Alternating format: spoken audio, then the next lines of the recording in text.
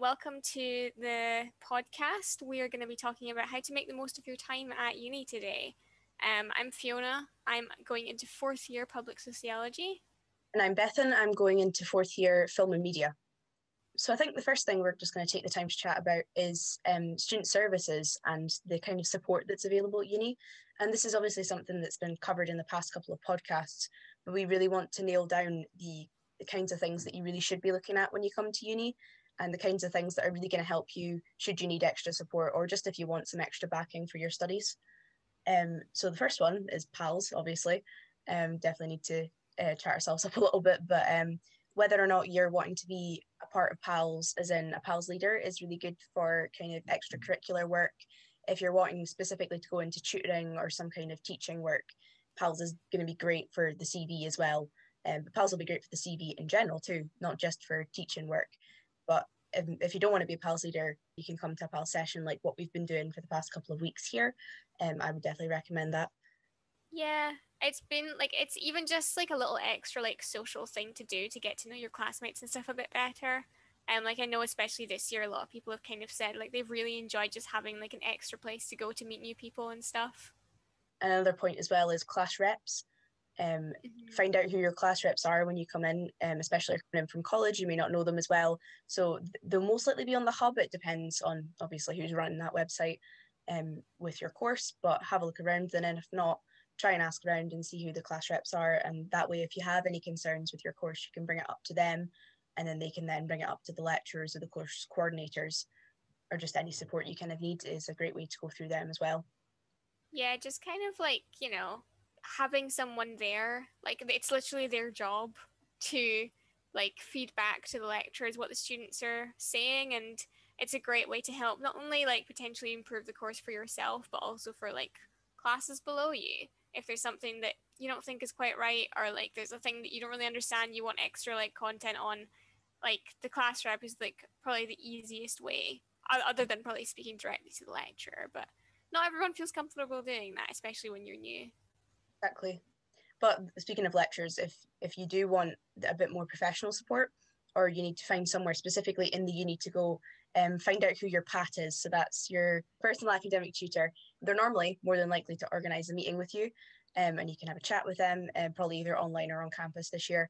Can either help you with support for your course or for whatever you're dealing with, whether it's personal or uni based. And then if not, they can redirect you to the correct department you can go to, which is part of the student services. And as we discussed a couple of weeks ago, all the various student services that are available on campus, there's so many. There's employability support, there's funding, there's personal disability. Yeah, disability. There's so much on offer at QMU. So definitely time to have a look. And if you do need any support in these areas, take advantage, because that's what they're there for. Yeah, I will say as well, rarely, but sometimes it might happen that you don't gel well with your PAT. You are able to request to get a new PAT. I think just speaking to your course coordinator, you're able to request a change. So if for whatever reason you don't feel like you're getting the support that you would need from your PAT, there will be no hard feelings on their end. They're professionals. They know it's just part of the business. Sometimes you just don't gel with someone, and that's okay. Yeah, from people that I know from my experience, who've switched paths, it's been a quick and easy process for them. And they don't get questioned, you don't get poked and prodded on why. It's just okay, you're not gelling well with this person, let's find you someone new. And it's usually pretty easy to switch. So yeah, definitely don't feel scared to kind of reach out and get the support that you need, in whatever way makes you feel most comfortable. Yeah, definitely. The next thing we want to talk about is time management. So I know for me, time management is something that I still struggle with. So I'm definitely the absolute most qualified person to talk about this. But it will take a bit of time to figure out how to effectively manage your time. And it will very much obviously depend on the course that you're doing. But what I will say is overestimate how much time you're going to take for everything. Just if you think it's going to take 3 days, give yourself a week. Start early, because something always goes wrong. Whether it's you can't find a reference for something, or you're just struggling with a particular topic, just giving yourself that extra time to figure it out. Also, emailing lecturers, because no lecturer is going to thank you if you email them at midnight the day before an essay is due. But if you email them a week in advance, they'll like, I've not really had many experiences where I haven't received a response in time if I've emailed them with enough time. Yeah, definitely. I think in terms of like not leaving things to last minute, it's easier said than done. But Oh, yeah. do your best to do so, because that way there is that support that's available. There's also ELS as well, who are Mm-hmm. sometimes happy to look over drafts and things for your essays, because they're obviously not involved within your course. Obviously not for the content, but more so for grammar, spelling, things like that, structure, referencing as well. I think they're happy to help with that too. So definitely take advantage of these if it's things that you need to. And leaving it to last minute, unfortunately, is not going to really support you with that. So having good time management is definitely a big plus. For me, I like to keep a schedule of like daily tasks that I have to do, and just go through them throughout the day. But having that written down somewhere, whether it's on your phone, whether you've got post-it notes or just in a notebook or a diary, I think is definitely a good way to keep you on track. Yeah, definitely. Personal deadlines are severely underrated, I think, because it Yes, definitely. gives you that pressure of having an actual deadline because it's written in the diary, so you've got to do it. But like it's not obviously got quite the same pressure as having to submit.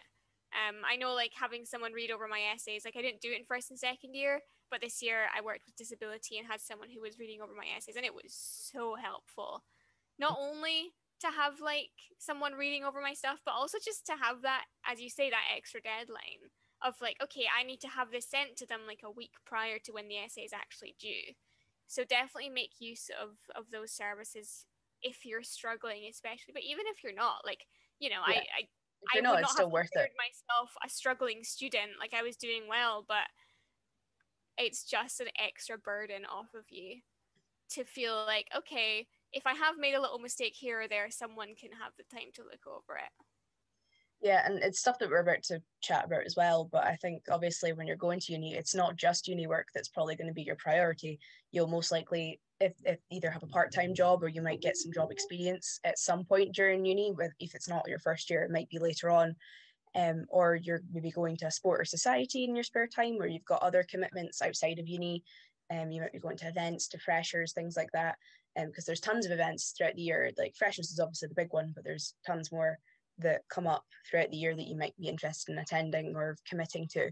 So time management is definitely a big one for uni. Managing your time not just for studying but for other things too, and for relaxing as well, because it Yeah. can get overwhelming. There's a lot of people I know who just pack their schedules full and then halfway through the year freak out because they've just not managed it well, or they've maybe put too much pressure on themselves. So definitely make sure you have space to kind of decompress either at the end of the day or one day a week or something like that. Yeah. I think having like for me having one day a week has been the most helpful because I know like right, if I work really hard now, I have one whole day where I can do whatever I want. I don't need to think of any of my responsibilities. And it's just like that extra little motivation to get stuff done because you're like, right, I have this one whole day to myself and I don't need to think about anything. Mm-hmm. Well, that leads us nicely on to job opportunities at uni. Definitely, a thing to keep an eye on when you're at uni is job offers and things like that. So Mm-hmm. obviously, be going for retail or part-time work in a certain sector, which is fine. But if not, if you're struggling to look for work, a place to look out for is the Careers and Employability Department, which we've maybe mentioned before. Is definitely they send out emails a lot.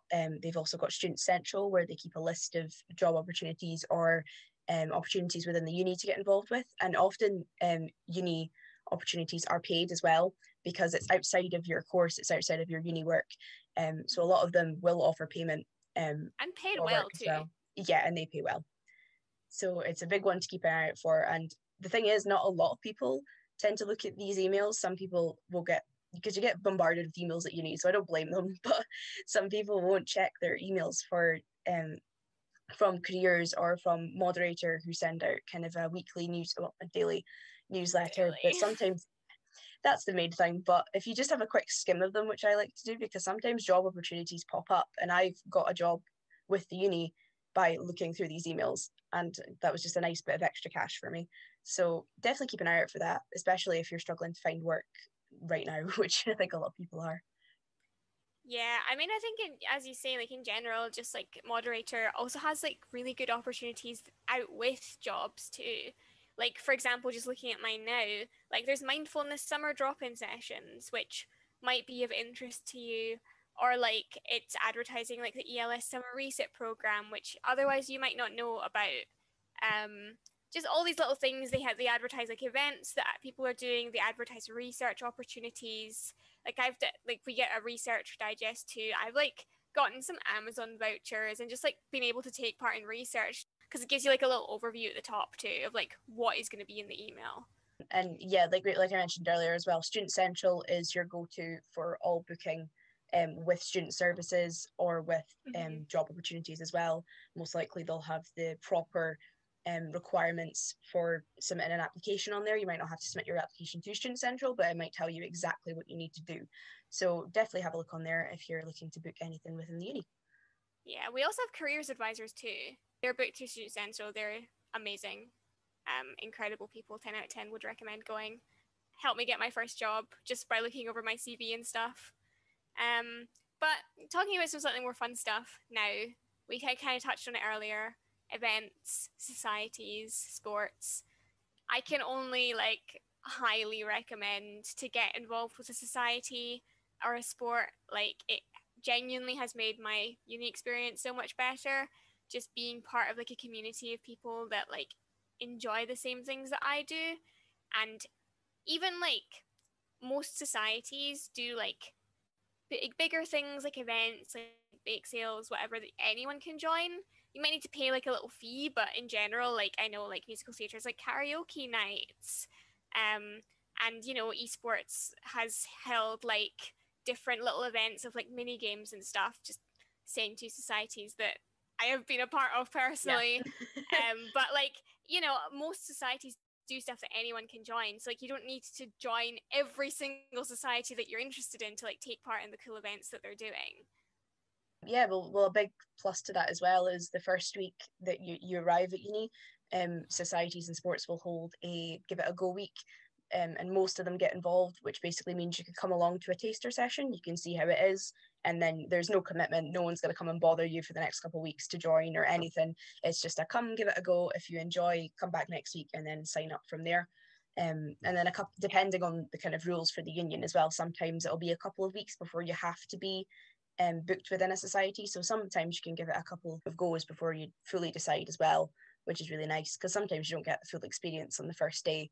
Sometimes it might take a little bit of time, or especially if you're trying to decide between a couple of societies, you can flip between them before you make a decision. I think for sports people as well, the sports are so well involved. There's so much Oh yeah. competition. There's so much opportunities there. So if you're a sporty person, it's right up your alley if that's the kind of if you're into competitive side of things. And some of them are pretty chilled as well if you just want a quick kind of nice sport event as well. And then societies, as we said, is just a nice little community to get involved with. And for some people, uni is the social life. You're not, I mean, obviously you want the degree out of it, but you might be going for more sociable reasons. And societies are kind of the best way to get into that, I would recommend. Yeah. Also, if you're like struggling, you know, with feeling like you don't really get on with your classmates or whatever, it can be really nice to just be able to chat to people about similar interests. Yeah. Like just out with like getting to meet new people out with like your small course usually. And then like, you know, the student union also hosts events, which are separate to society. Sometimes they work with society, sometimes it's completely separate. We have talks from people. I think for Black History Month, we had like a film going, and we had like a panel of people talking about it. And then we had the same for it was like a feminist film, I believe. So we do a lot of like film, like watching films, that kind of thing, having like people come and talk about it, like either like the creators of the films or like people who've been involved or are just passionate in that area. Well, they do a lot during freshers as well. So there's like Mm. they bring in the therapy dogs. That's always a big Oh hit. yeah. And another thing that I was thinking of as well is, which is maybe something to look for in your moderator emails. The student union often will organise either with students or just themselves ways to get qualifications, extra qualifications. So they've done Mm. mental health first aid, they've done bystander training for sexual assault, they've done trans awareness where they work with outside companies, they bring them into uni and then they set up the whole booking process. And I think that's definitely something that's well worth getting involved with, because it's like a couple of hours and then you've got yourself an extra qualification that you can put on your CV, and also just some great skills for life as well, or some great ways to get more aware about social issues as well. Yeah, definitely. Especially if you're like in a field like myself, like sociology or anything like that. Like it just gives you an extra thing to kind of have on your CV and have kind of like in your repertoire. But as you say, just also like the skills. Because like I've done bystander training, and it's been so helpful. Just like it's really stuck with me. Like it's genuinely like stuff Yeah. that you will remember. Like it's not just like a course where you sit there for 3 hours and you're listening to someone talk and you're bored out Yeah. of your mind. It's so well involved, and it's like obviously stuff that you will take with you. It's stuff that will help you, or well, hopefully something you don't have to get involved with, but something that if you do have to get involved with, it's there. Keeping an eye out for events like that, and then also the more fun events too, because there's so much on campus. And the thing with QMU is it's all on the same campus. You don't have to travel very far for anything, and then if you are traveling the same way every day, you know where you're going, so it's just back straight onto campus. And so many fun events to kind of get involved with there. Yeah, and everyone's so friendly too. Like Exactly. even if you don't know anyone going to an event, at the very least you can talk to Sophie or Asia, who are the president and vice president. They'll always be like around there for a chat if you're feeling a bit uncomfortable. Yeah, well, there's so many like supportive people on campus, which I think has been highlighted through the various podcasts we've done, because student services are more than happy to help, the student union more than happy to help, and then just Yeah, sports and societies, they want you to join, they want you to have a fun time. So anyone leading a committee there is going to want to hopefully support you as well. And then if by chance you come across something that isn't right or that you feel uncomfortable by, there's so many people there to help keep that in check and to help stop that from happening. absolutely. Yeah, I think that's a nice note to kind of wrap up on. So Yeah, thank you for tuning in to this podcast and the various podcasts we've done. We wish you the best of luck for QMU. yeah. Bye.